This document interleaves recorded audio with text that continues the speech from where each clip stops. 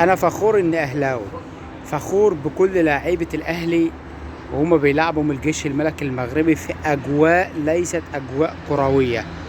اللي حصل في الملعب امبارح ده كارثه بمعنى المقاييس.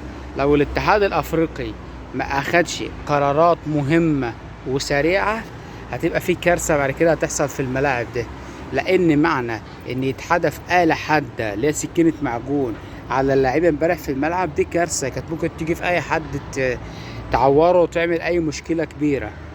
لازم الاتحاد الافريقي يكون له رد سريع عن اللي حصل في ماتش الاهلي والجيش الملكي المغربي. الوقت تقدر تقول الاهلي بقى عنده مدرب، المدرب رجع شخصيه النادي الاهلي في اللعيبه. لعب الاهلي في الاجواء امبارح بالليل اللي هو يعني يعتبر من 5 6 ساعات مش كوره، لكن كان عند لعيبه الاهلي ثبات انفعالي. لو لعيبه الاهلي كانت ركزت في اخر الماتش كانت ممكن تسجل من اي هجمه مرتده، بس النقطه التعادل دي جبناه من فم الاسد. احنا كنا واقعين في كمين ان الجيش الملكي كان بتعوض عن الظلم اللي حصل له في ماتش يانج افريكانز في الهدف اللي هو سجله ما اتحسبش.